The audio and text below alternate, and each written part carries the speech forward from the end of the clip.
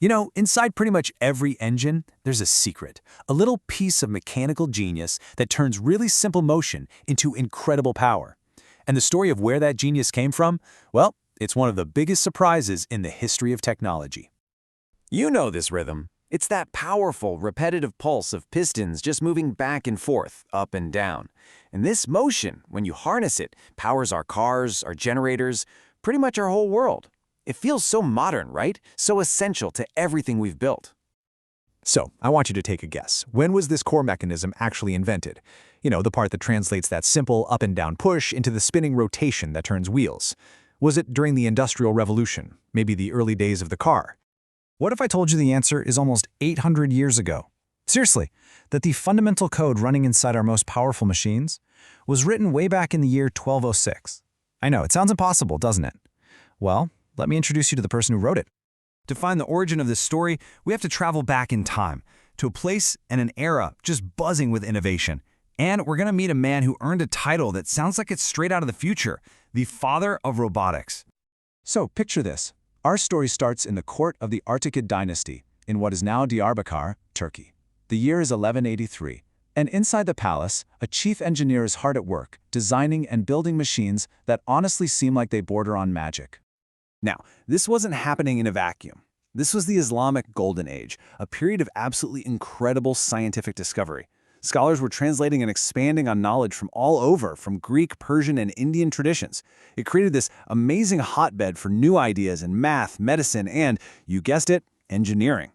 And our chief engineer's name was Ismail Al-Jazari. He was a master of what they called the science of ingenious devices, and his work was so advanced, so focused on automating tasks that, when we look back, we can only really call him the Father of Robotics. But hang on, how do we know so much about what this guy built almost 1,000 years ago? Well, because, thankfully for all of us, his boss, the Sultan, gave him a very important order. Write it all down. Al-Jazari tells us this himself. His patron, the king, saw all the incredible things he was creating and basically said, look, don't let these ideas get lost to time. Write a book. Show the world how you did all this. And the result was this absolute masterpiece. It was finished in 1206, and it's not just some book of ideas. Oh no. It is a detailed, illustrated instruction manual for building 50 different machines. And Al-Jazari made it a point to only include devices he had personally built and tested. He actually criticized other writers who just talked about theories that didn't work in the real world. And the machines he describes, they're just breathtaking. We're talking automated fountains for washing your hands, these massive, intricate water clocks that were more like automated theaters, robotic servants that would pour you a drink, and even a 4-piece robot band on a boat to entertain guests at parties. And all of it, every last bit, powered by just water and mechanics. Let's just look at one of them, the Peacock Fountain. This wasn't just a tap. When you pulled a lever, the peacock would pour water. After a set amount of time, a little door would open and a robotic servant would offer you soap. And then, when you were done, another servant would appear with a towel. It's a completely automated, sequential process, all driven by the clever use of water, floats, and levers. Just incredible. But his most famous invention was probably the elephant clock. It was a true masterpiece of automation. Deep inside a bowl with a tiny hole in it would slowly sink in a hidden water tank.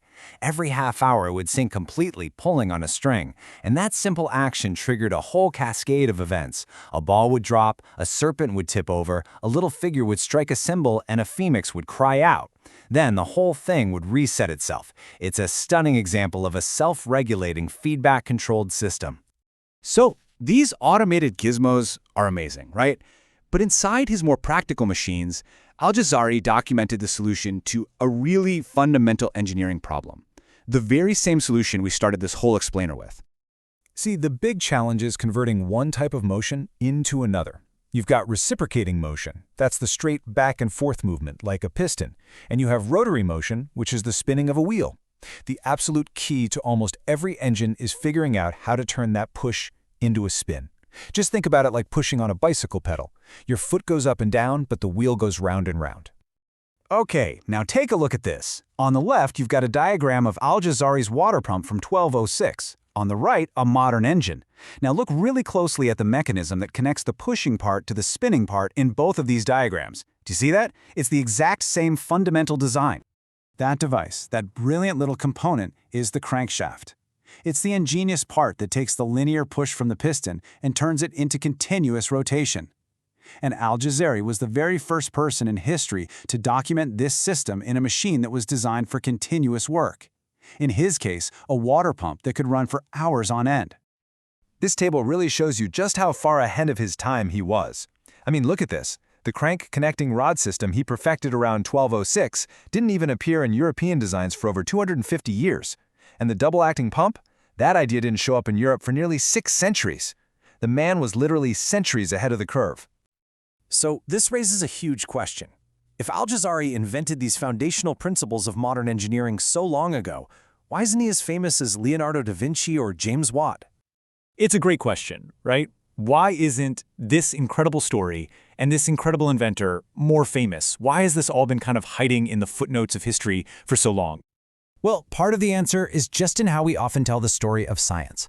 The narrative a lot of times jumps from ancient Greece straight to the European Renaissance, and it just overlooks the 1,000 years in between. The amazing contributions of the Islamic Golden Age were often passed along to Europe indirectly, through trade and cultural exchange, so their specific origins got kind of blurred over time.